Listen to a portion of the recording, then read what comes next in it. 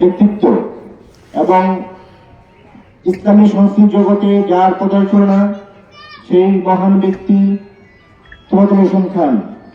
তোয়াজুল হোসেন খান আমাদের সম্মুখে উপস্থিত হয়েছেন। সম্মানিত উপস্থিতি, আজকে আমাদের এই অনুষ্ঠানে সভাপতিত্ব করবেন করবে ইউনিয়নের জামাত ইসলামের সম্মানিত সভাপতি মাওলানা সফিউল্লাহ।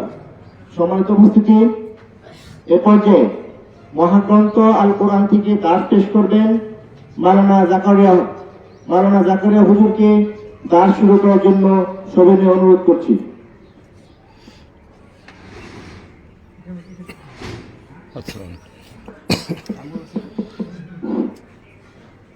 আসসালামু আলাইকুম ওয়া রাহমাতুল্লাহি ওয়া বারাকাতুহু। أعوذ بالله من الشيطان الرجيم. بسم الله الرحمن الرحيم. إن الذين قالوا ربنا الله ثم استقاموا تتنزل عليهم الملائكة ألا تخافوا ولا تحزنوا وأبشروا بالجنة التي كنتم توعدون. نحن أولياؤكم في الحياة الدنيا وفي الآخرة ولكم فيها ما تشتهي أنفسكم ولكم فيها ما تدعون. نزلا من غفور رحيم. ومن أحسن قولا ممن دعا إلى الله وعمل صالحا وقال إنني من المسلمين.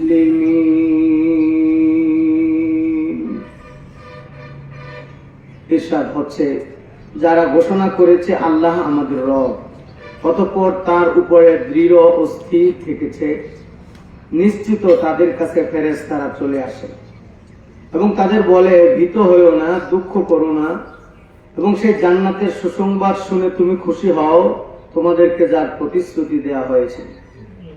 আমরা এই দুনিয়ার জীবনেও তোমাদের বন্ধু, আখিরাতেও। সেখানে তোমরা যা চাবে তাই পাবে, আর যে জিনিসেরই আকাঙ্ক্ষা করবে তাই লাভ করবে। এটা সেই মহান সত্তার পক্ষ থেকে মেহমানদারির আয়োজন, যিনি ক্ষমাশীল ও দয়াবান। সেই ব্যক্তির কথার চেয়ে আর কার কথা উত্তম হবে যে আল্লাহর দিকে ডাকলো, সৎ কাজ করলো এবং ঘোষণা করলো, আমি মুসলমান। আমানতু বিল্লাহ। শহীদ রক্তস্নাত কাফেলা বাংলাদেশ জামাতে ইসলামীর কাপাসিয়া উপজেলার তরগাঁও ইউনিয়ন, সমৃদ্ধ একটা ইউনিয়ন, কাপাসিয়া সদরের সংলগ্ন লাগোয়া ইউনিয়ন কর্তৃক আয়োজিত আজকের এই সমাবেশের সম্মানিত সভাপতি, উপস্থিত অতিথিবৃন্দ এবং একান্ত প্রিয় দিনদার, ইমানদার, অকুতোভয় সৈনিক, একামতের দ্বীনের আন্দোলনের মুজাহিদ ভাইরা, আল্লাহ রাব্বুল আলামিন আমাদেরকে আজকে এমন একটি মহতী অনুষ্ঠানে আসার এবং বসার তৌফিক দান করেছেন। তার দরবারে আমরা শুকরিয়া আদায় করছি, আলহামদুলিল্লাহ।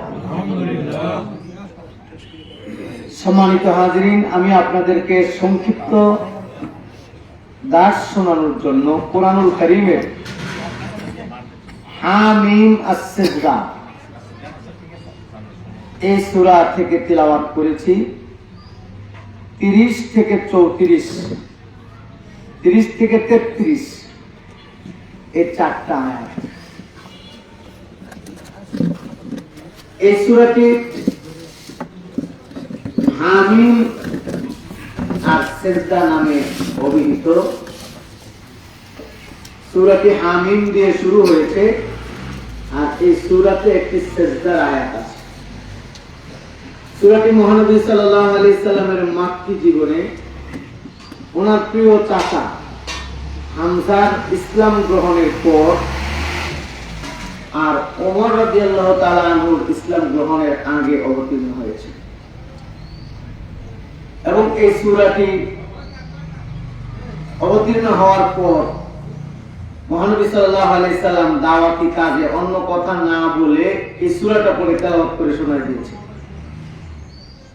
এমন একটি ঘটনা পাওয়া যায়, উতবা ইবনে রবিয়া আবু সুফিয়ান এর শ্বশুর কুরাইশদের কয়েকজন নেতা নিয়ে কাবার এক প্রান্তে বসা, সামনে মাথাতে বসে আড্ডা দিতেছে, আর অপর প্রান্তে একা একা মহানবী সাল্লাল্লাহু আলাইহি সাল্লাম বসা। হঠাৎ করে উতবা বলল যে এই ছেলেটার সাথে তোমাদের লাগালাগির দরকারটা কি? আমি যাই তারে বুঝাইয়া একটা সমঝোতার প্রস্তাব দিয়েছি, যদি সমঝোতার প্রস্তাব দিলে সে মেনে নেয়, লাগালাগি করার দরকার নেই। তো উতবা আবার খুব বাকপটু, বক্তৃতা জানতো ভালো, কথার মায়ের পেছে মানুষকে উপকার করা তার অভ্যাস। চলে গেল, যাই বললো, ভাতিজা তুমি যা শুরু করছো পুরো এলাকার মধ্যে একটা দাঙ্গা হাঙ্গামা লাগাই দেওয়া অবস্থা। এই যুগ যুগ ধরে আমরা আমাদের বাপ দাদারা যে নিয়ম কানুন অনুযায়ী চলতেছি, আমাদের যে দেবতাগুলোর পূজা করতেছি, তুমি বলতেছো এগুলা নাকি কোনটাই ঠিক না, আমরা সবাই কাফের। তুমি কুরাইশ বংশের সম্ভ্রান্ত বংশের একটা শাখা ছেলে, তোমার দাম আছে, মূল্য আছে, আসলে তুমি চাও কি? বাবা তুমি কি নেতা হতে চাও? তাহলে এগুলো কিছু লাগবে না তো, দাওয়াত টাওয়াত কিসের দরকার? আমরা খালি একটা বৈশাখ রেজুলেশন করবো, আজকে থেকে তোমার নেতা, এই সমাজে যা আমরা করবো তুমি সিদ্ধান্ত দিবা, আমরা মেনে নিব। ভাতিজা নাকি তোমার বাদশাহ হইতে মন চায়? তাহলে তোমার জন্য মুকুট বানায়, আমরা রাজমুকুট পরায় তোমার বাদশাহ দিব। টাকা পয়সা চাও, কত কোটি লাগবে? সারাদিনের চাঁদাবাজি অর্ধেকের বেশি খালি তোমার একলা দিবে, তো বাকিটা দিয়ে আমরা কোনো মতে চলবো। আচ্ছা তোমার এগুলো জিনে টিনে ধরছি না, গরিব মানুষ বুঝছি, একটি মানুষ টাকা পয়সা নাই, আমরা সবাই মিললে চাঁদা তুললে তোমার চিকিৎসা করে দিই, কোনটা তুমি নিতে চাও একটা গ্রহণ করো। আল্লাহ রাসূল সাল্লাল্লাহু আলাইহি সাল্লাম মুরব্বির কথা চুপ করে শুনলেন। কথা শেষ হওয়ার পরে উনি বলেন, আপনার কথা শেষ? হ্যাঁ, আমি তো যে প্রস্তাব গুলো দিছি এটার কোন একটা গ্রহণ করবা, এই আশায়। আল্লাহ রাসূল বলেন, তাহলে এবার শুনেন, আউযু বিল্লাহি বিসমিল্লাহ বলে সূরা হামিম আর সিজদা তেলাওয়াত শুরু করলেন। তেলাওয়াত করতে করতে করতে করতে সামনে আগাচ্ছেন, আর উতবা দুইটা হাত পিছনে দিয়ে এরকম হেলান দিয়া বসে তাকায় রয়েছে, চোখে আর পলক ফেলে না। এক পর্যায়ে সে আয়াতে চলে গেলেন যে তোমরা যদি আমার কথা মেনে না নাও, তাহলে তোমাকে ভয় দেখাচ্ছি, আদ ও সামুদ, আদ জাতি আর সামুদ জাতি যেভাবে পৃথিবীতে ধ্বংস হয়ে গেছে, তাহলে আল্লাহর কথা যদি মেনে না নাও, এরকম তোমাদের ধ্বংস অনিবার্য। তাফসীরে আছে, এই সূরাতে তাফসীরেও দেখবেন, এই কথা বলার পর আবু ওয়ালিদ উতবা উঠা আয়েশা নবীর মুখ চেপে ধরছে, বাবা কইও না, এই কথা কইও না, কারণ তুমি যা কও তা হয়ে যায়। সর্বশেষ সিজদার আয়াত চলে আসলো, আল্লাহ রাসূল সিজদা দিলেন। উতবা ইবনে রবিয়া ঈমান না আনা সত্ত্বেও, কাফের থাকা সত্ত্বেও আয়াত শুনে রাসূলের সাথে মাটিতে কপাল ফেলাইয়া সিজদা দিল। তার চেহারাটা পাল্টে গেল, যে আশা ভরসা নিয়ে আসছিল এটা নাই। নেতারা তো এদিকে বসে আছে, উতবা ইবনে রবিয়া গেছে, আজকে একটা এসপার ওসপার হয়ে যাবে। যাওয়ার পরে দেখা যাচ্ছে চেহারা অন্যরকম হয়ে গেছে, কি খবর? পরে সে বলল যে আমি তো মোটামুটি একজন সাহিত্যিক লোক, তামাম পৃথিবীর অনেক সাহিত্যের সাথে আমার পরিচয় হয়েছে। আজকে মোহাম্মদ যেটা তেলাওয়াত করছে বাবা, এরকম সাহিত্য আমার জীবনে আর শুনি নাই। এমন খবর দিছে আমি তো দেখতে পাচ্ছি শুধু আরব জগৎ নয়, তামাম বিশ্ব তোমাদের এই ভাতিজার পায়ের নিচে চলে আসবে। আরে মিয়া, কেন তার বিরোধিতা তোমরা করো? যদি তামাম বিশ্বটা তার নেতৃত্বে চলে আসে, তোমাদেরই লাভ। বলতে পারবা যে আমাদের ভাতিজা বিশ্ব চালায়। আর যদি তামাম বিশ্ব সে জয়ী হতে নাও পারে, একটা মারামারি লেগে যাবে, কারণ যে ঘোষণা সবগুলো বিপ্লবী ঘোষণা। আর মারামারি লাগলে তামাম পৃথিবীর মানুষকে তারে ছেড়ে দিব, তোমরা তার গায়ে হাত তোলার দরকার নেই। সুবহানাল্লাহ। সূরা হামিম সিজদার 30 নম্বর আয়াতে আল্লাহ সুবহানাহু ওয়া তাআলা ঘোষণা করেছে, ইন্নাল্লাযীনা ক্বালু রাব্বুনাল্লাহ, যারা বলে আল্লাহ আমাদের রব। তামাম পৃথিবীর এমন কোন মুসলমান আছে নাকি যে আল্লাহকে রব কয় না? সবাই তাকে আল্লাহকে রব বলে। এই জন্য আল্লাহ তাআলা ক্বালু পর্যন্ত ছাইরা দেন নাই। এরপরে আবার বলছেন সুম্মাস্তাকামু, অতঃপর এর উপরে অটল অবিচল স্থির দৃঢ় থাকে। তারা বলে আল্লাহ আমার রব। রব্বা ইউরাব্বি তারবিয়াতুন, এই রব শব্দটার কোন কোন ডিকশনারিতে 18টা অর্থ লিখেছে, কোন কোন 28টা। যুগে যুগে ইলাহ নিয়ে গন্ডগোল যা হয়েছে, এর চাইতে অনেক বেশি গন্ডগোল রব নিয়ে। এই জন্য তামাম পৃথিবীতে আনাল্লাহ, আমি আল্লাহ, এরকম কোন কাফের কওয়ার সাহস পায়নি। বরং বলছে আনা রব্বুকুমুল আলা, আমি তোমাদের বড় রব। ওই যে যুগ যুগ ধরে হাজার হাজার বছর কোরআন নাযিলের আগে থেকে শুরু হয়েছে, এখনো এই রব নিয়ে গন্ডগোল আমাদের সমাজ পর্যন্ত আছে, দেখি নেই। অথচ আল্লাহ রাব্বুল আলামিন এই রুবুবিয়তের সিলেবাস শুরু করেছেন আমাদের রূহের জগতে। ও আশহাদাহুম, সাক্ষ্য নিলেন কোথায়? আলামে আরওয়ায়। কি বলে? আলাস্তু বিরব্বিকুম, আমি কি তোমাদের রব নই? কার প্রশ্ন এটা? আল্লাহর প্রশ্ন। ক্বালু বালা, কোরআন বলছে যে তারা বলল বালা। কারা কারা? আমরা সবাই কি বললাম? বালা। আরবি ভাষার জ্ঞান আপনাদের অনেকের আছে জানি। আরবিতে নাম শব্দের অর্থ হইল হ্যাঁ, ইয়েস, ইজি হ্যাঁ, ই হ্যাঁ, যাইরে হ্যাঁ, এই সবগুলা দিয়ে হ্যাঁ বোঝায়। বালা দিয়া শুধু হ্যাঁ নয়, এটার অর্থ হলো হয় না। আপনি কেন আমাদের রব হবেন না? অবশ্যই আপনি আমাদের রব। এই ঘোষণা আমরা আলমে আরওয়াতে সবাই দিয়েছি, কেউ বাদ দেন। অর্থাৎ আলী রাদিয়াল্লাহু তাআলা আনহু বলতেন, আমার এখন মনে আছে আমি যে বলছিলাম সুবহানাল্লাহ।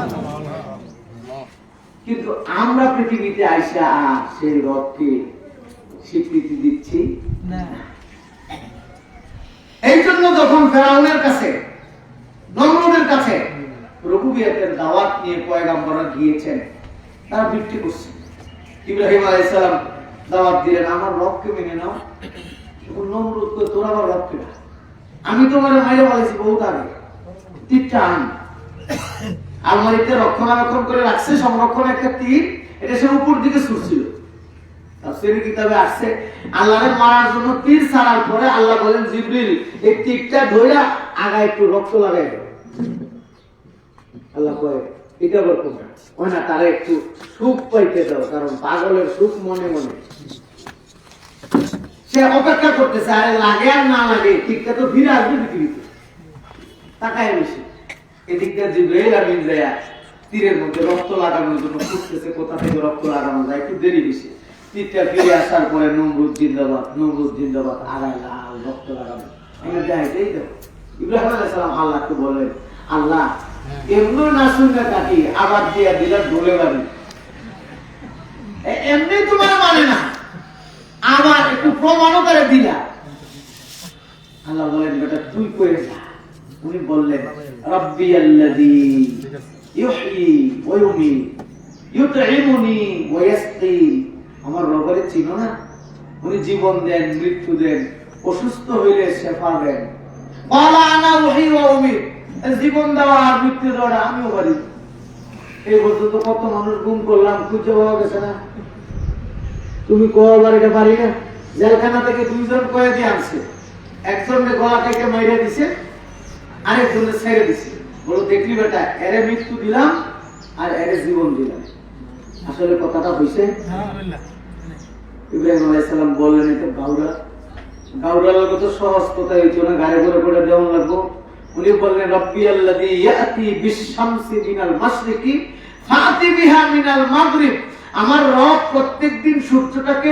পূর্ব আকাশে উদিত করে তুমি বেটা যদি রব হয়ে থাকো আজকে কিছুক্ষণ সময়ের জন্য পশ্চিম দিক থেকে উদিত করে দেখাও আবুহিতাল্লাযী কাফার আল্লাহ বলেন আমার ইব্রাহিমের এই কথায় ওই কাফের কিংকর্তব্য বিমূঢ় হয়ে গেল হতচকিত হয়ে গেল হ্যাঁ এটা আবার কি করে মজার ব্যাপার হলো এই চ্যালেঞ্জ মোকাবিলা করতে সে অক্ষম হলো কিন্তু এর পরবর্তীতে প্রশ্ন তোমার রব যে পারে একটু উদিত করে দেখা দিতে বলো এই চ্যালেঞ্জটা নিতে সাহস করে নাই কারণ নমরুদ এত কানা তার মনে মনে জানা যে আমি কমু আর ইব্রাহিম তার রবের একটা ডাক দিব এক মুহূর্তের মধ্যে সূর্য পশ্চিম দিকে উঠবো তাইলে আমার আর রবুইয়াতে দাবি করছে এটা ঠিক তো না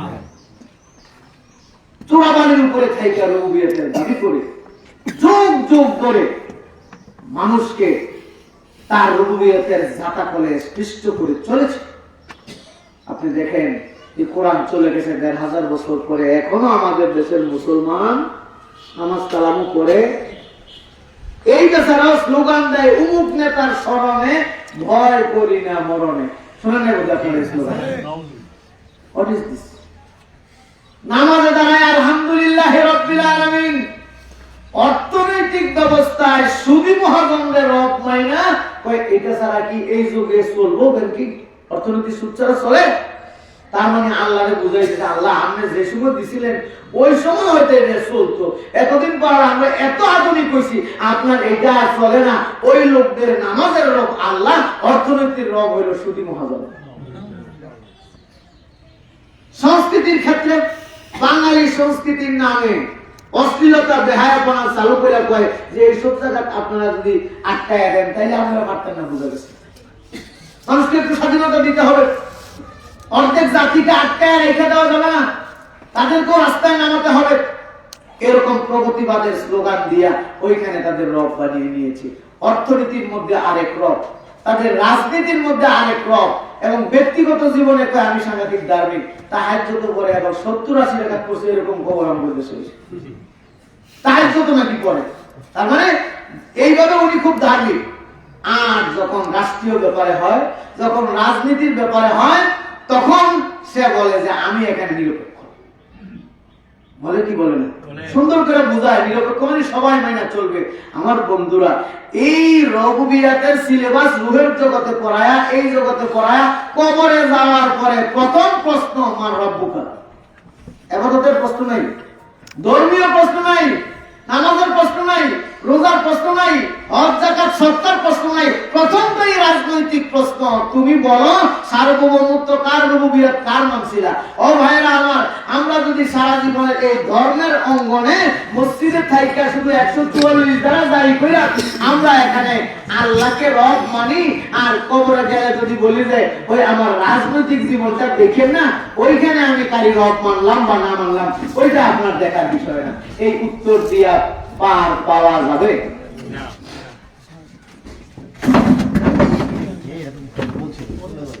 থাকবো না তুই বাতাসে ভালাই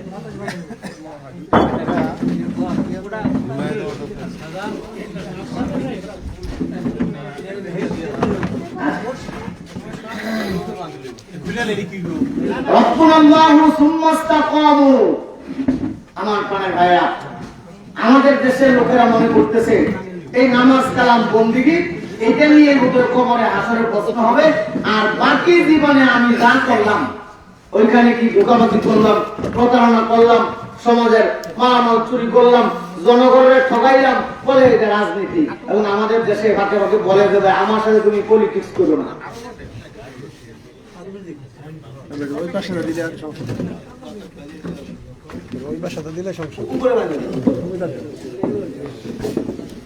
জি আমার প্রাণের ভাইরা, একটু খেয়াল করেন,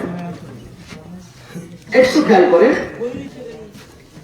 এই যে জীবনের একটা দুটা ক্ষেত্রে নামাজের সালাম ফিরানো পর্যন্ত আল্লাহকে রব মাইনা আমরা চললাম, যেই মাত্র মসজিদ থেকে বের হয়ে গেলাম আর সেই রুবুবিয়াতের কোন কাজ ওইখানে 144 দ্বারা। এই যে আমরা বলতেছি যে সব জায়গায় ধর্মটাই না আইনের না, বলে কি বলে না? তার মানে অন্য বাকি জায়গায় আল্লাহ রাসূল কোরআন হাদিসের জন্য 44 দ্বারা। আপনারা এদিকে আইসেন না, এদিকে চুপ থাকেন। মানে অনেকটা এরকম ইউসুফ আলাইহিস সালামকে যখন জুলাইখা নিয়ে গিয়েছিল একবারে 7 রুমে তালাবদ্ধ করে ওই জায়গায়, ওইখানে অপকর্ম করার আগে একটা কাঠের মূর্তি এর সামনে দিয়ে একটা পর্দা ঝুলাইতেছে জুলাইখা।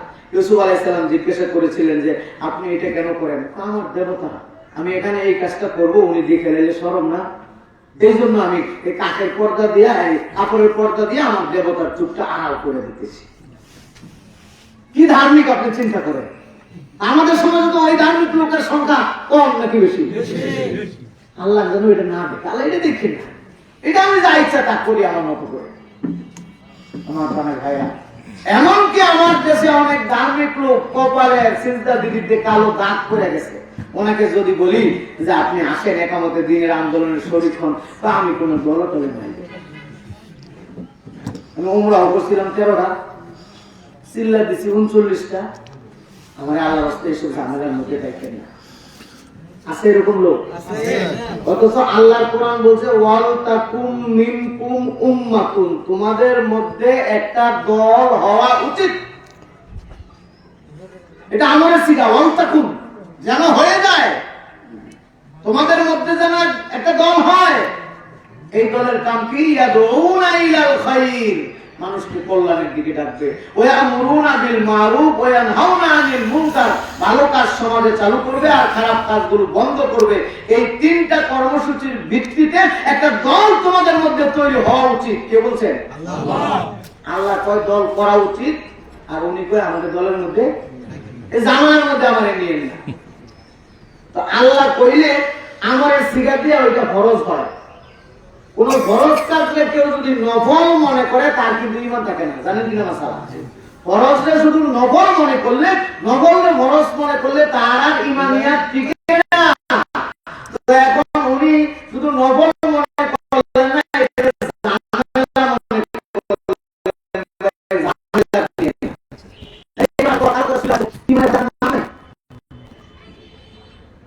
বাড়ির উপরে ঘর করে আমরা চলছি। আমার প্রাণের ভাইরা, নমরুদের সামনে রুবুবিয়তের এই পরিচয় দিলেন, ফেরাউনের সামনে মুসা আলাইহিস সালাম পরিচয় দিলেন, রব্বুনাল্লাযী আ'তা কুল্লা শাইইন খালকাহু সুম্মা হাদা। ফেরাউন, তুমি আমার রবের ছিল না, তুমি রব দাবি করে বসে আছো? আমার রবকে জানো, যিনি সৃষ্টি জগতের প্রত্যেক সদস্যকে সৃষ্টি করার পর তাকে চলার পথের দিশা দিয়ে দেন। অন্ধকারে হাতড়ে মরার জন্য মাঝিবিহীন নৌকায় তাকে তুলে ছেড়ে দেন না, কিভাবে চলবে, উঠবে, ফিরবে পুরাটা শিখিয়ে দেন যিনি, তিনি কে? আল্লাহ। আল্লাহ তিনি রব। এই জন্য মুরগির বাচ্চাগুলো দেখবেন পুকুরের পাড় ময়লা টয়লা খাইতে গেছে, ওই পোকা একটা একটু পিছলা খায়া পুকুরের পানির কাছাকাছি চলে গেছে, দানা চাপটায় উপরে উঠে দৌড় শুকনায় চলে আসছে। আর ঠিক এই জায়গায় যদি হাঁসের বাচ্চা হয়, আপনার কাছে দৌড়াও শুকনে রাখতে পারবেন না, সে জায়গায় দৌড়ায় পানিতে নামতেছে। সদ্য জন্ম নেওয়া, আজকে জন্ম নেওয়া হাঁসের বাচ্চা আর মুরগির বাচ্চা শিখলো কোথায়? কোন স্কুলে গেছিল? শিখেছিল তামাম পৃথিবীতে, এটা আর কেউ পারে না। শুধু তাই নয়, আপনার বাড়িতে বকরির বাচ্চাগুলো দেখবেন, গাভীর বাচ্চা কয়েক মিনিট পরে যেই মাত্র ওলান পেয়ে যায় টাইনে টাইনে দুধ খায়, কতক্ষণ খাওয়ার পরে আবার থুতনি দিয়া ওলানে একটা ঢুস মারে। আপনারা দেখছেন তো? এই যে খাইতেছে, খা খা আবার ঢুস মারে, এটা আবার কোন কাজ? কেন ঘুষ মারে জানেন? যেই পরিমাণে দুধের সাপ্লাই ছিল এখন আর ওই পরিমাণটা নাই, কমে গেছে অথবা বন্ধ হয়ে গেছে। এই জন্য থুতনির মধ্যে একটা ঘুষ মারলে সাপ্লাইটা আবার রেগুলার হয়, এইটা সে মারতেছে। কয়েক মিনিট আগে মাত্র জন্ম নিছে, থুতনির মধ্যে ওলানের মধ্যে থুতনি দিয়া ঘুষ দিয়া সাপ্লাই বাড়াতে হবে, এই ট্রেনিংটা দিয়েছেন কে? চলার পথের দিশা দিয়েছেন। ও বন্ধুরা, আমার আল্লাহ আমার আপনার এই কোরআনুল কারীমের মাধ্যমে, নবীদের হাদিসের মাধ্যমে নখগুলা কেমনে কাটবেন এবং কিভাবে কোন নখটা আগে শুরু হবে কোনটা শেষে কাটবেন, হাতের গুলা পা কোন দিক দিয়ে শুরু কোন দিকে শেষ হবে, এইখানকার এবং বাথরুমে কোন পা দিয়া ঢুকবেন কোন পা দিয়া বের হবেন, এখানকার দিক নির্দেশনা যে ইসলামে আছে, কিভাবে আপনি রাজনীতি চালাবেন, অর্থনীতি চালাবেন, সমাজ চালাবেন, এটা বোধহয় নেই। তাহলে এইটা আমরা মানতে রাজি নাকেন? আল্লামা সাঈদী বলছিলেন ধর্মভিত্তিক রাজনীতি এই জন্যই বন্ধ করতে তোমরা চাও, কারণ এটা বন্ধ করলে বড় বড় বোতল খাওয়া যায়। আইনের চেয়ারে বসছে লোক, ওইখানে বসে যতগুলো কইতেছে সব বেআইনি কথা। আল্লামা সাঈদীর কথাগুলো আমি দেখি যে এগুলো অক্ষরে অক্ষরে না, আকার রসিকারে লিখছেন। উনি বলছিলেন লাফালাফি করে উপরে থেকে এত বেশি, আমরা মৌলবাদী, আমরা গোড়ায় আছি 12 কোটি, 12 কোটিতে গাছের গোড়ায় এমন একটা ঝাঁকি দিবে, তুমি এই ঝাঁকুনি খায়া মামু বাড়ি দিল্লি যাইয়া পড়বা। শেষ পর্যন্ত গেছে কই? দিল্লি। এবং মজার ব্যাপার হলো হেলিকপ্টার কিন্তু কলকাতাও গেছিল, পরে তারা জায়গা দেয় না, কারণ খবিস নামার জায়গা এটা। আমি বলি যে আমাদের মা বাবা তো তোমার ভিসা দিয়ে গেছে কলকাতা, দিল্লি ভিসা দিয়ে গেছে, তুমি কলকাতা যাও কেন? সুবহানাল্লাহ। আমার প্রাণের ভাইরা, এই জন্য আল্লাহ তাআলা বলেন সুম্মাস্তাকামু, অতঃপর দৃঢ় স্থির থাকতে হবে। দৃঢ় স্থির কেন? রব বলে আসছেন, কিন্তু চারদিকে অন্যের রুবুবিয়তের অধীনে আপনাকে ঢুকায়, আপনাকে মুশরিক বানানোর জন্য হাতছানি, ডাক, বিভিন্ন রকমের লোভনীয় প্রস্তাব সব সময় আসে। সেটাকে বাদ দিয়ে, সেটাকে লাঠি মেরে সুম্মাস্তাকামু যদি ইস্তেকামাত থাকতে পারে, এই দাওয়াত আপনাদেরকে জামাত ইসলামী দিচ্ছে, বুকটা খুলে দিয়েছে, তাদেরকে কাছে টানেন। আমাদের যে কর্মীবৃন্দ এখন এই মুরগির বাচ্চার মতো হয়ে গেছে, আমার বাড়িতে কয়টা মুরগি আছে, এবার 3 মুরগি দিয়ে একসাথে ডিম দিছে, তো ডিম দেওয়ার পরে বাড়ি হইলে খুব সারা 3টার একসাথে বসাইছে, এখন বাচ্চাগুলো হয়েছে পরে সবগুলো 3টায় প্রোটেকশন দেয়, খাওয়ায় 3টায়। একদিন দেখলাম একটা চিল যখন সুম আসে, 2টায় নিচে প্রোটেকশন দিচ্ছে, একটা উঠতেছে উপরে, মানে জানবাজি রেখে নিজের জীবন দিয়ে দিব, কিন্তু আমার কর্মী গুলালে কিছু হতে।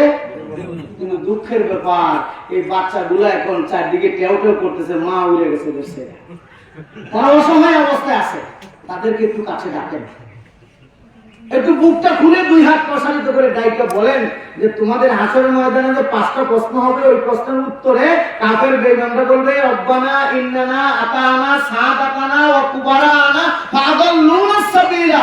আল্লাহ গো, আমরা তো দুনিয়াতে এটা বুঝি নাই, আমরা তো নেতা ঘরে মানছিলাম, ওই নেতারা আমাদেরকে পথভ্রষ্ট করে ছাড়ছে, তারা যদি আমাদেরকে পথভ্রষ্ট না করতো তাহলে আমরা এত খারাপ ছিলাম না। রব্বানা আতিহিম দিফাইন মিনাল আযাব, আল্লাহ নেতা করে ডাবল শাস্তিটা দিবা, আর আমরা আমগো তাগর কথা মানছিলাম, এইজন্য আমগরে দিবা সিঙ্গেল। আল্লাহ বলেন লিকুল্লিন দিফুন, কাউন্টার বাসে যেমন 20 টাকার নিচে টিকিট নেই, আমার এখানে ডাবল ছাড়া শাস্তি নেই। লিকুল্লিন দিফ, তুমি অন্তর্ভুক্ত হইছো তো, ডাক দিছে আর চলে গেছো। শুধু তাই নয়, শয়তানের বিরুদ্ধে হাসরের ময়দানে অভিযোগ দিতে পারবে না। সূরা ইব্রাহিমে শয়তানের একটা বক্তৃতা আছে, যেটা হাসরের ময়দানে দিবে। শয়তান বলবে যে আমা কানা লিয়া আলাইকুম মিন সুলতানিন ইল্লা আন দাআউতুকুম ফাস্তাজাবতুম লি। আজকে হাসরের ময়দানে আমার তো কোনো প্রমাণ নাই, আমি খালি ডাক দিছি, তোমরা আসে বসো। মুয়াজ্জিন 5 বার ডাকছে। একামতের দিনের আন্দোলনের কর্মীরা মসজিদে বসে বসে তোমাদেরকে দাস দেওয়ার জন্য, তারবিয়াত দেওয়ার জন্য বসে রয়েছে, দাওয়াতি কাজ করতে গেছে, তুমি দোকান বন্ধ করে দিছো, কথা শোনো নাই, বিভিন্ন রকমের গালাগালি করছো, আর আমি খালি একবার সাবি হইরা দিছি, সাইরা ঘুরছো শুধু জীবন ভরে আমার পিছনে। সুতরাং মা আনা বিমুসরিখিকুম ওয়া মা আনতুম বিমুসরিখিয়া, আজকে হাসরের ময়দানে আমি তোমাদের কিছু করতে পারবো না, সরি মাফ করে দাও। আর তোমরা আমার ছেলেবেলারা সবাই মিলে যদি মিছিল করো তাইলে আমার কোনো উপকার হইব না, জাহান্নাম যে লিখছে জাহান্নামে লাগবো, সুতরাং চলো একসাথে জাহান্নামে লাগবো। সব ওপেন সিক্রেট, সব বলে দেওয়া, সব প্রশ্ন পাস করে দেওয়ার পরেও, প্রশ্ন ফাঁস করার পরেও যদি ছাত্র ফেল করে তবে এটা কি বলে? এই জন্য সুম্মাস্তা কম, এখানে স্থির থাকলে তাতানাজ্জালু আলাইহিমুল মালাইকা, সান্ত্বনা দেওয়ার জন্য মৃত্যুর সময় আল্লাহ ফেরেশতা পাঠায়। সুবহানাল্লাহ। তাতানাজ্জালু আলাইহিমুল মালাইকা, এখানে মৃত্যুর তাফসীর আছে। এর সাথে একামতের দ্বীনের আন্দোলনে যখন সৈনিকেরা কাজ করে, ওইখানে পরতে পরতে আল্লাহ ফেরেশতা নাযিল করে অভয়বাণী দেন।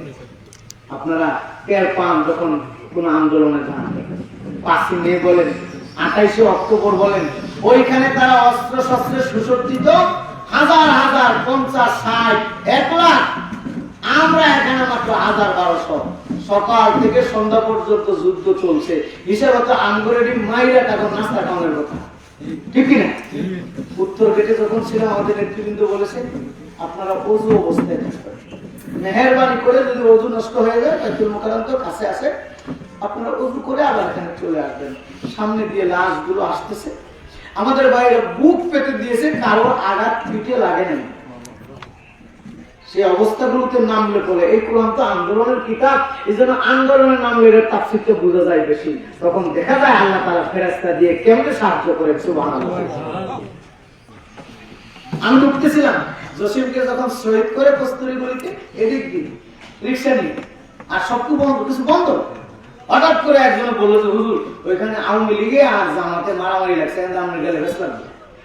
কইতে যাইতাম আমি, আমি ওই ভিতর দিয়ে মানিক ট্যাঙ্কের ওই দিক দিয়ে যাই, তাই নিয়ে সমস্যা হতো।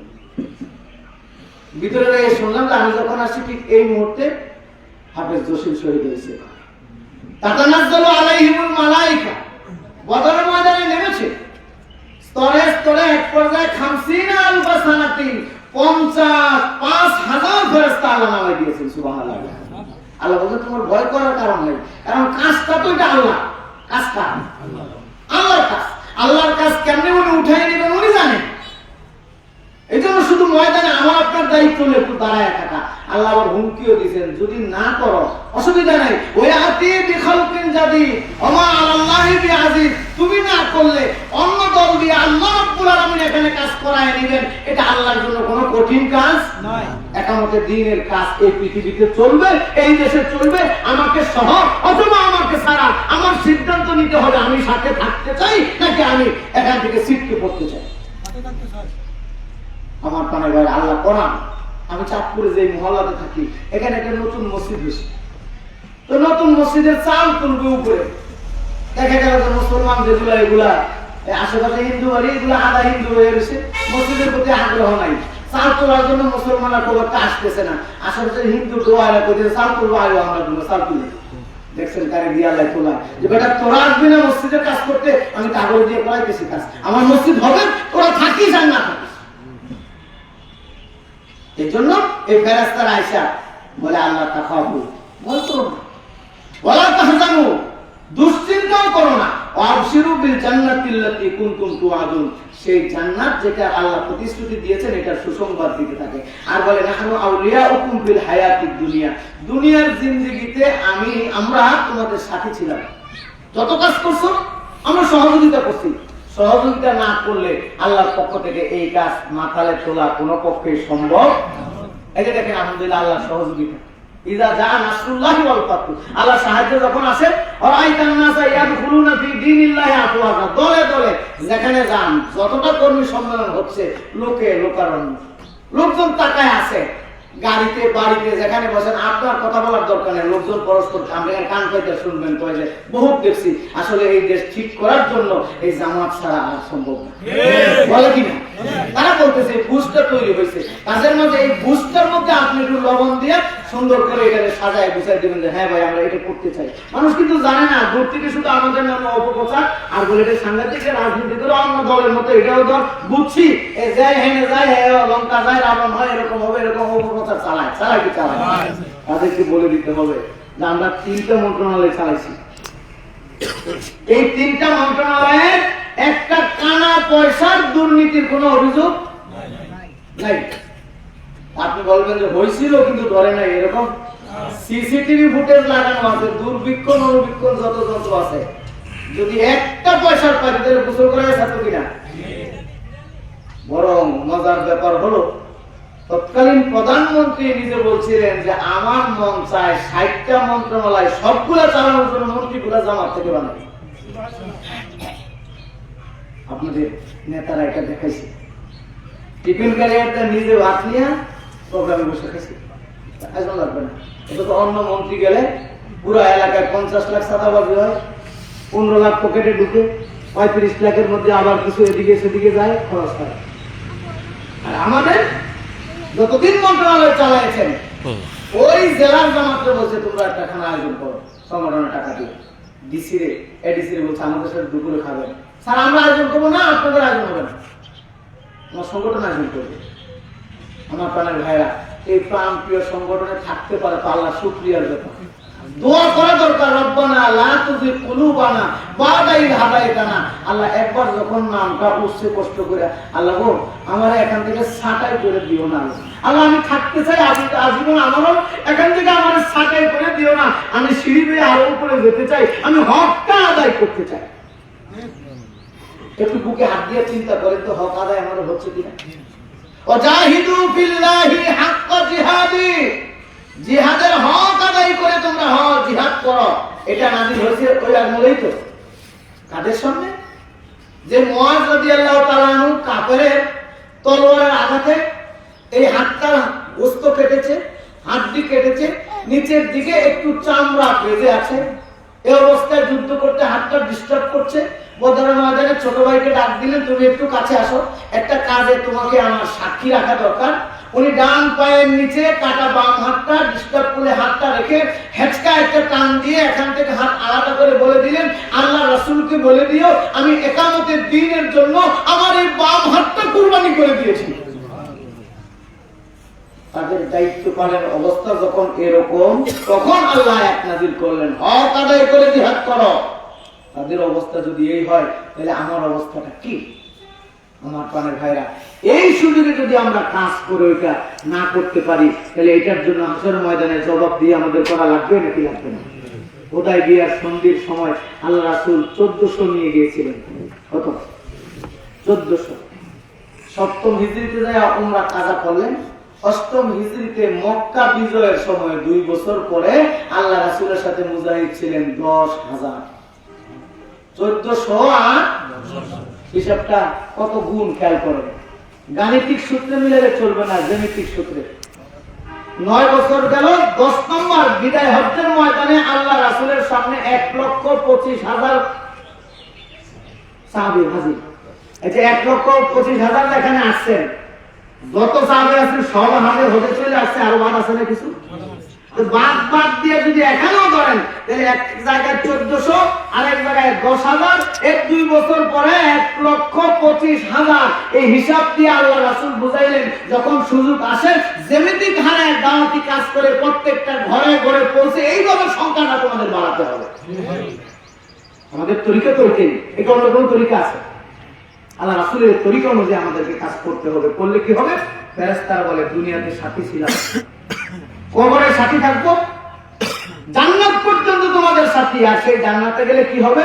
মন যা চায় আর যা মুখে ফুটে বলবা, মুখে বললেও পাইবা, আবার মনে মনে ইচ্ছা করছো।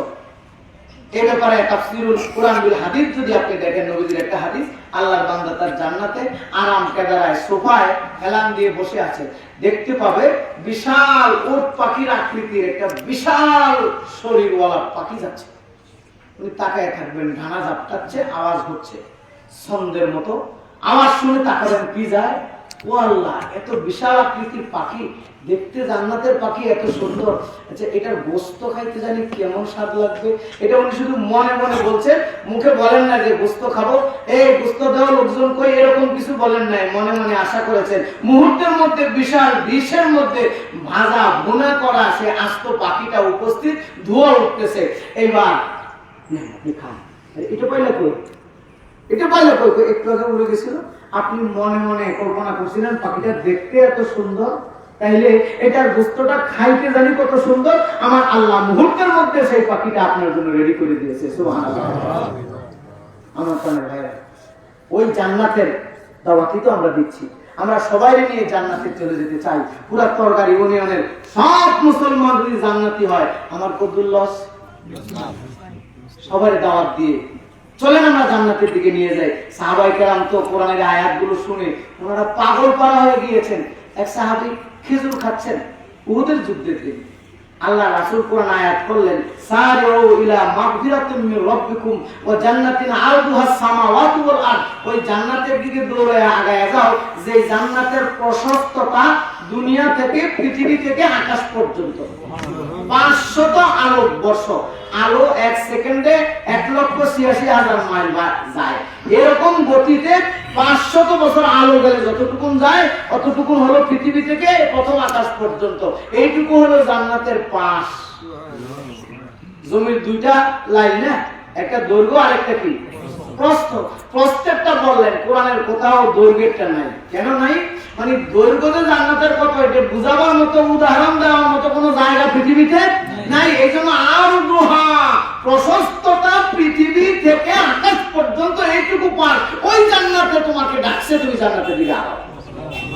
সাহাবী খেজুর খাচ্ছেন, ইয়া রাসূলুল্লাহ জান্নাতে খেজুর আছে, তো কয় কি বেটা? এই জান্নাতে খেজুর না, জান্নাতের হানজাল, মাকাল ফলটা এত স্বাদ হবে এমন মিষ্টি ফল দুনিয়াতে নাই। ইয়া রাসূলুল্লাহ, তাই দুনিয়ার কাঁচা খেজুর খাবো কেন? হাত থেকে ছুঁড়ে ফেলে দিয়ে উনি উহুদের ময়দানে যায় শহীদ হয়ে গিয়েছেন। শহীদদের লাশ যখন কাতার কাতার করে এনে শোয়ানো হচ্ছে, সরাসরি যুদ্ধ তো, ক্ষত বিক্ষত, চিনা যাচ্ছে না। আল্লাহ রাসূল এই লাশটা দেখে প্রশ্ন করলেন, লিমান হাদা, এই লাশটা কার? জীবিত সাহাবী যারা ছিলেন তারা বললেন, ইয়া রাসূলুল্লাহ, আপনি ভুলে গেছেন ওই যে খেজুর খাচ্ছিল আপনার পাগল সাহাবীটা, আপনি বললেন জান্নাতের দিকে দৌড়ো, আয়াতটা পড়লেন, হাত থেকে খেজুর ফেলে দিয়ে শহীদ হয়েছে আমাদের ওই ভাইটা, তার লাশটা এটা।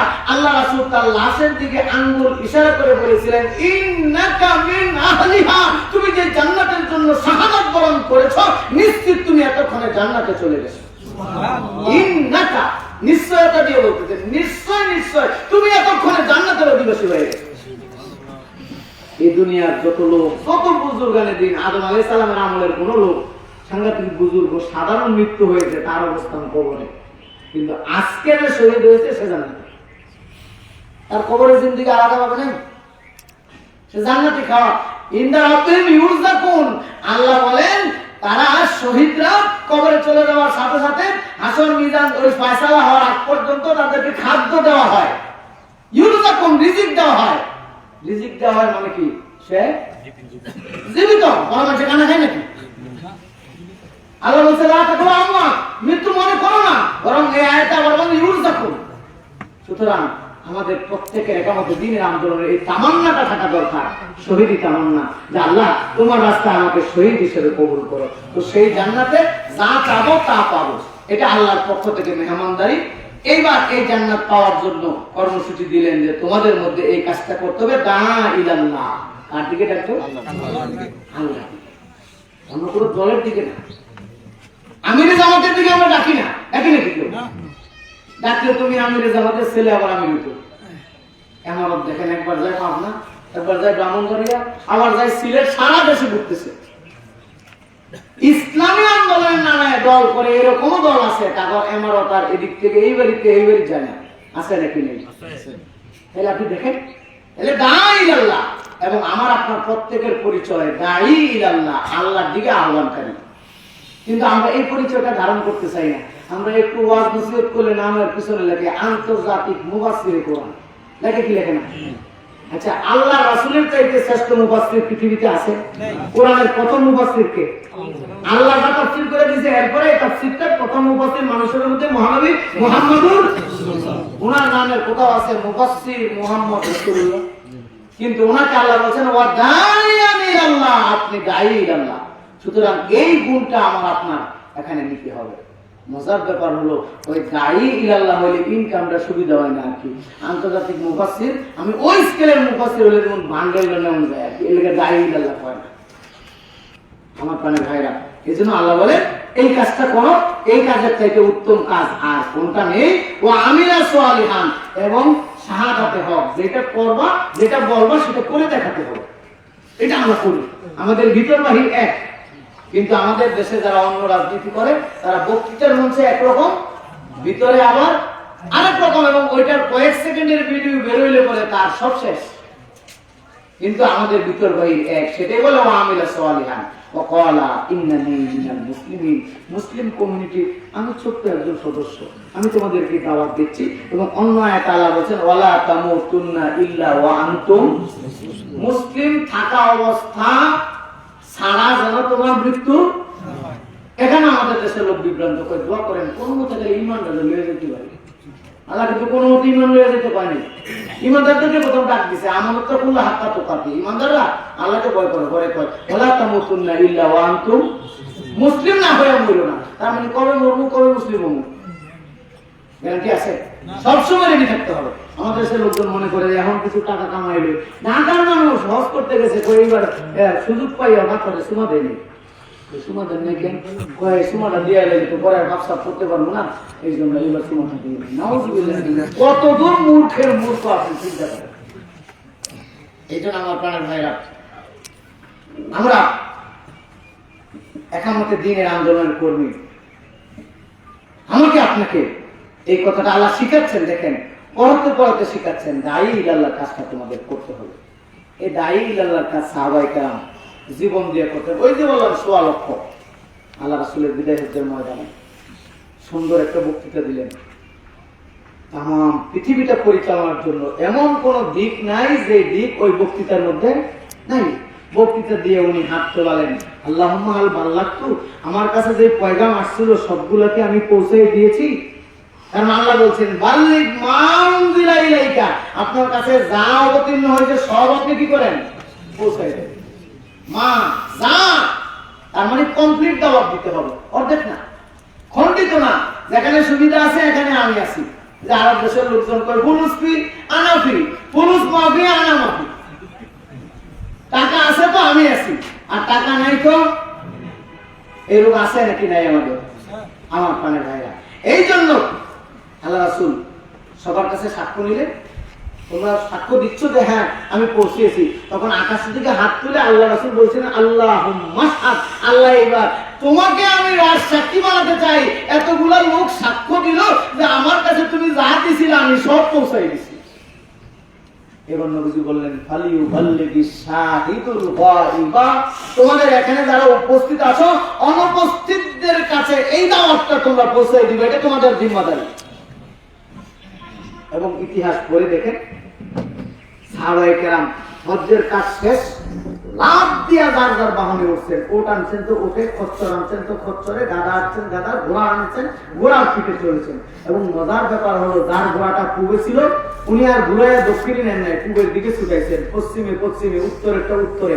কারোর বাহনটা যদি কোনাকুনি দাঁড়াইছে এটাকে ঘুরাইয়া আর সোজা করেন নাই, কোনাকুনি ছুটাইছেন। কারণ আল্লাহ রাসূলের আদেশ এই খবরটা অনুপস্থিতদের কাছে পৌঁছায় দিতে হবে।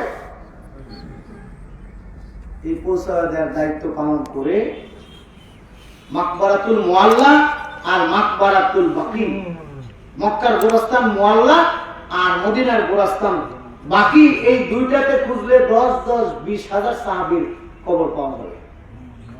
1,25,000-এর মধ্যে মাত্র 20 থেকে 25,000-এর কবর আছে ওই দুই গোরস্থানে। বাকি দেখুন তামাম পৃথিবী ছড়ায়া করে এই দাওয়াতি কাজ করে এই বাংলাদেশেও চলে আসছে সাহাবায়ে কেরাম 1400 বছর আগে। চিন্তা করা যায়। শুধু তাই নয়, এক সাহাবীর তো জীবনে এমন পাওয়া যায় উনি মৃত্যু সজ্জায় শোয়া, মুমূর্ষ, রুহটা বের হয়ে যাবে মনে হচ্ছে। ঠিক এই অবস্থায় উনি আশেপাশে ওনার আত্মীয় স্বজনকে বললেন, আশেপাশে নবীর সাহাবায়ে কেরাম কাউকে যদি পাও একটু খুঁজে নিয়ে আসো আমার কাছে। আত্মীয় স্বজন বললো আমরা তো আছি, কি বলেন একটু পানি লাগলে দেই, কোন ফলের জুস রস মুখে দিতে লাগলে দেই, আমরা কি করবো, সহযোগিতা করি, হাত পা ব্যথা করে টিপ দেবো। উনি বললেন আরে না, লোকজন নিয়ে আসো। ধমক খেয়ে লোকজনকে নিয়ে আসলো, তারা চারপাশে এসে বসলো, ভাই কেমন আছেন? আলহামদুলিল্লাহ, আল্লাহ ভালো রাখছে, তোমাদেরকে ডাকছি, আমার কাছে নবীজির একটা হাদিস আসিল, এই হাদিসটা এতদিন পর্যন্ত আমি কারোর কাছে বর্ণনা করতে পারি নাই, এই হাদিসটা তোমাদের কাছে বর্ণনা করার জন্য শেষ নিঃশ্বাস ত্যাগের আগে আমি তোমাদেরকে আমার কাছে ডেকেছি, তোমরা এই হাদিসটা শুনে যাও, তোমরা মানুষের কাছে পৌঁছাই দিও। মুমূর্ষ অবস্থায় সংসারের চিন্তা করেন নাই, জীবনের চিন্তা করেন নাই, উনি চিন্তা করেছেন আল্লাহ রাসূলের একটা দাওয়াত যে আমার কাছে আছে, এটা যদি না পৌঁছাই তাহলে কিতমানুল ইলম, হাদিস শরীফে আছে যে ব্যক্তি ইলমটাকে গোপন করবে, দাওয়াতটাকে গোপন করবে, হাসরের ময়দানে আগুনের লাগাম তার মুখের মধ্যে আগুনের জিনজির লাগায় দেওয়া হবে। ওই পাপ থেকে, ওই শাস্তি থেকে বাঁচার জন্য মুমূর্ষ সাহাবী মৃত্যু শয্যায় শুয়ে দাওয়াতি কাজ করে। তাহলে আমার আপনার কি হয়েছে? কেন 3 ঘন্টা বের হয় না? তো সংসারে একটু ঝামেলা আছে। কি ঝামেলা আপনার? এটা 1 নাম্বার, এটা আগে করেন, বাকি কাজ আল্লাহ করে দিবে। সুবহানাল্লাহ, বাকি কাজ তো হয়ে যাবে। এটা অপশনালে যাবে কেন? এটা কম্পালসারি না, শুধু 1 নাম্বার। গোলাম আজম রহমাতুল্লাহ আলাইহি ঢাকায় আন্দোলন 14 বছর করার কারণে ওনাদের কাছে যাওয়ার সুযোগ হয়েছে। উনি একদিন বলতেছেন, ওই 1 তারিখ সকালবেলা ফজরের নামাজ পড়ে এনাদের টাকাটা আলাদা করে যোগাযোগ করি যে বাইতুল মাল কে নিবে আসো, যদি না আসতে পারে এটা আলাদা পকেটের মধ্যে রেখে দিই, রেখে দিয়ে আল্লাহরে কই, আল্লাহ আমি আপনারা অনেক ভালোবাসি, আল্লাহ আমি আপনারা অনেক ভালোবাসি। কি প্রমাণ?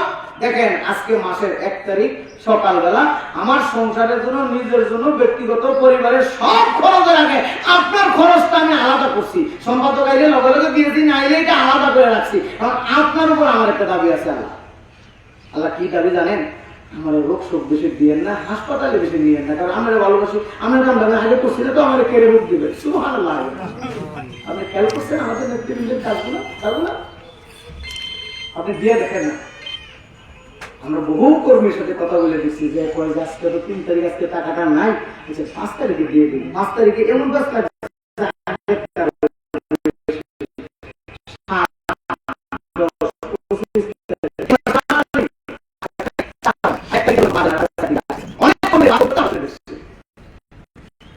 আমার প্রাণের ভাইরা, এই জন্য এই আয়াতগুলো তো আপনাদের মুখস্থ, বহু জায়গায় আপনারা নিজেরাও আসবেন, অনেকটা চর্বিত চর্বণ আপনাদেরকে একটু স্মরণ করাই দিলাম। আল্লাহ বলছেন ওয়াযাক্কির ফাইন্না যিকরা তানফাউল মুমিনিন, ও নবী আপনি একটু স্মরণ করায় দেন, স্মরণ করায় দিলে ঈমানদারদের উপকার হয়। আমাদের সূরা হামিম আস-সাজদার এই 4টা আয়াত থেকে শিক্ষা গ্রহণ করে আমরা একামতে দ্বীনের আন্দোলনে যদি আরেকটু অ্যাক্টিভ হতে পারি, আরেকটু হক আদায় করে আল্লাহকে সাক্ষী রেখে যদি কাজ করতে পারি, তাহলে আমি আপনি কাজ করব 1 গুণ, এই ময়দানটাকে আল্লাহ উর্বর করে দেবেন 100 গুণ। আল্লাহ সে সুযোগ করে দিন। বাংলার এই সবুজ চত্বরে একামতে দ্বীনের আন্দোলন বিজয়ী হয়েছে। আমাদের আল্লাহ মতো এই দোয়া করে করে মরেই গেলেন। আল্লাহ কোরআন কায়েম হয়েছে, এটা দেখে যাওয়ার তৌফিক দিও। আল্লাহ ওনার হায়াতটা রাখেন নাই, ওনাকে আল্লাহ নিয়ে গেছেন। আমরা দোয়া করি আল্লাহ ওনাদের রেখে যাও এই কাজটা আমরা যেন করতে পারি, আমরা যেন দেখে যেতে পারি। আল্লাহ তৌফিক দান করুন। আজকে শত ব্যস্ততার মধ্যে আপনারা যারা এই প্রোগ্রামে উপস্থিত হয়েছেন, আপনাদের সকলকে ধন্যবাদ দিয়ে এবং নেতৃবৃন্দকে আমাকে চুজ করার জন্য ধন্যবাদ দিয়ে দোয়া করে দোয়া চেয়ে শেষ করছি। ওয়া আখিরু দাওয়ানা আলহামদুলিল্লাহ।